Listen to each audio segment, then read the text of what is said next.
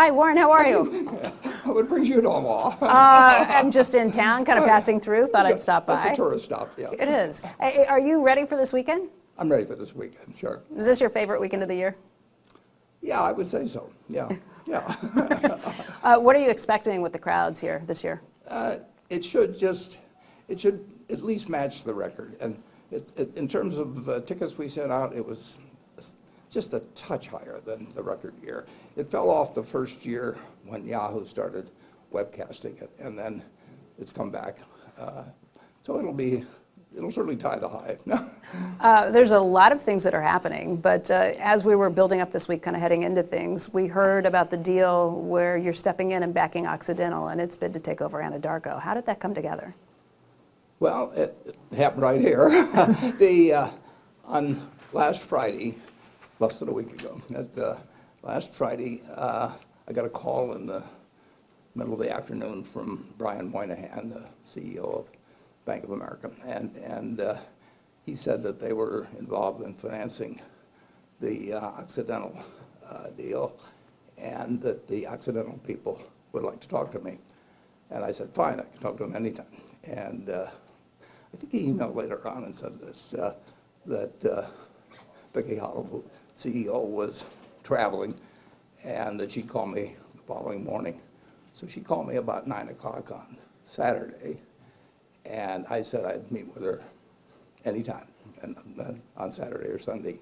So we scheduled a meeting for 10 o'clock on Sunday morning, and she and Oscar Brown came, arrived at 10 o'clock, and by 11 o'clock we had a deal, and they had us committed unequivocally, come hell or high water, for $10 billion. And if the deal is made with Anadarko. So they had to get their own board approval, but they walked away with the 9/11 happened or anything like that, they had $10 billion for the deal. Did you do this because you're betting on the oil industry or the Permian Basin or on oil prices, or is this just the terms of the deal itself? Well, the oil prices are the big determinant over time, obviously. If you're in oil, same thing is true if you're in copper for copper price. So oil prices are enormously important, but I was familiar with Occidental and generally familiar with the Permian Basin, although I've never been there. If I were there, I wouldn't know what to do. But no, it was a sensible deal for us, a sensible deal for them. And I proposed it, and they decided whether it made sense. And then when we finished at 11, they went back to the plane. I called Ron Olson. He's on the West Coast, so it was 9 o'clock his time. And I said, we need to get this done by tomorrow evening. And I said, Cravath will be their lawyers, and I assume they'll get similar instructions. So just make whatever it takes and get it done. And in 10 minutes, Ron had a couple of people working on it. You mentioned the plane, and there was a story, I'm not sure if you saw that, about the plane that Occidental took out here got picked up by some people who were scouting for it, and someone wrote an article about it, and a guy who'd been tracking it saying, hey, maybe this is what's really happening there. Yeah, I read about that service. I read about it years ago where people track plane numbers and try to make deductions, particularly if they're going to some small town where there's only one employee or something of the sort. So that fellow turned out, whoever it was, turned out to be correct, but I think I should point out to anybody out there who wants to do business with us that if they take a NetJets plane, nobody will be able to track them. And we might, for those of you who don't know, we might own that.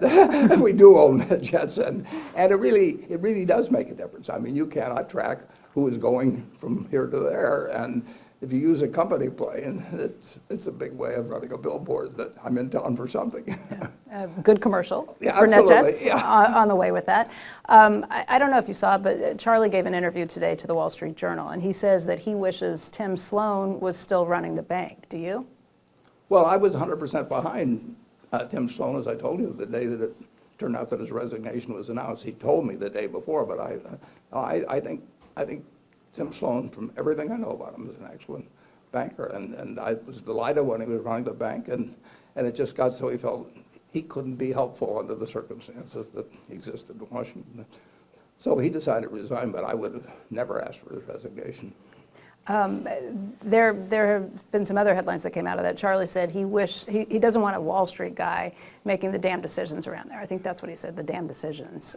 He may have even said worse than that. Yeah, you have said similar things. You said it a little more politic than he did. But what's wrong with a Wall Street guy or a Wall Street woman? Why would you want a mainstream banker versus Wall Street? Actually, there are plenty of people in Wall Street that would be very capable of, not plenty, but certainly dozens, Yeah, that would be capable of running Wells Fargo. And, but they would not be, they would be piñatas from now until the election time. And they would face questions that aren't really questions, but senators and congressmen that are using a hearing to make a statement, and they wouldn't be listening to what they said or anything of the sort.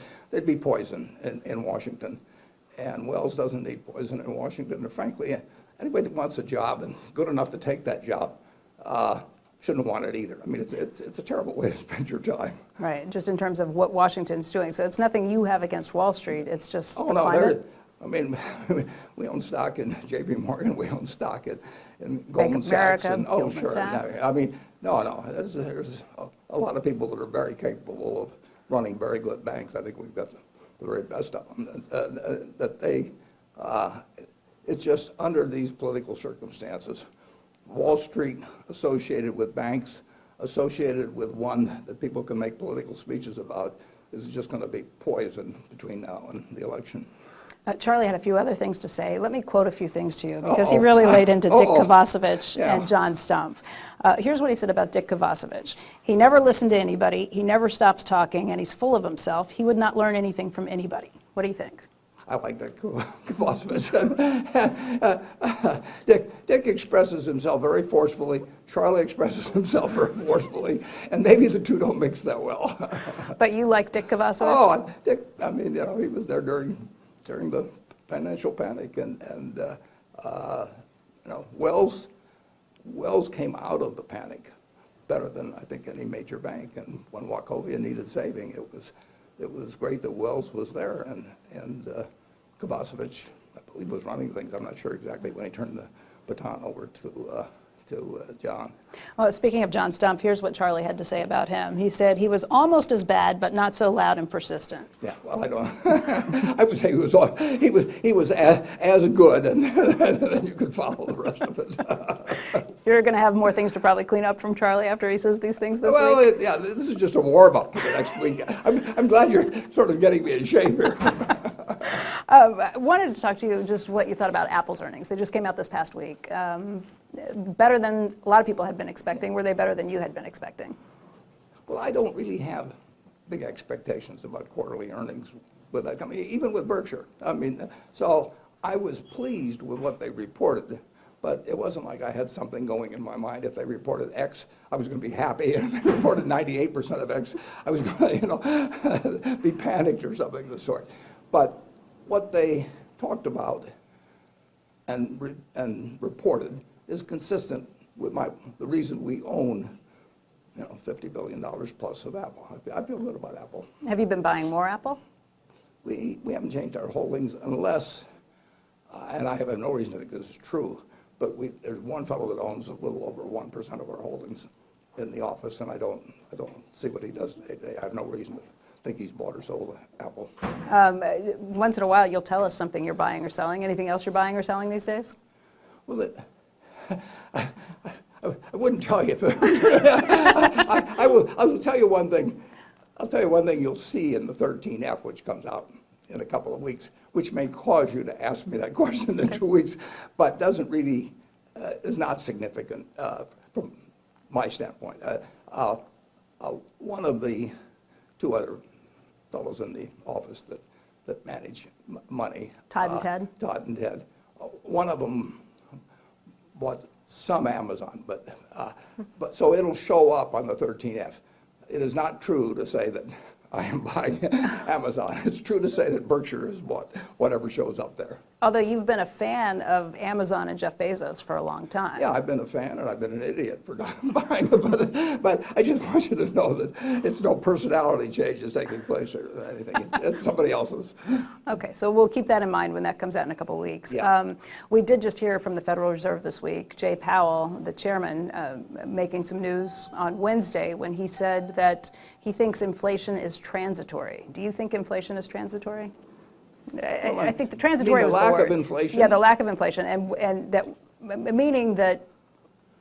Look, the street took it to mean that he could raise rates, that might be the next move, when there were people thinking he might lower rates. What do you think? So he was saying, in effect, that the abatement or the Right. modest That growth we're not going to say there's no inflation for forever. Yeah, well, I agree with him. I don't know anything about what's going to happen when or what the Fed is going to do or anything else, but I think that I don't think our present conditions can exist in terms of fiscal and monetary policy and various other elements of the political landscape. I don't think they can coexist with really low inflation rates over time.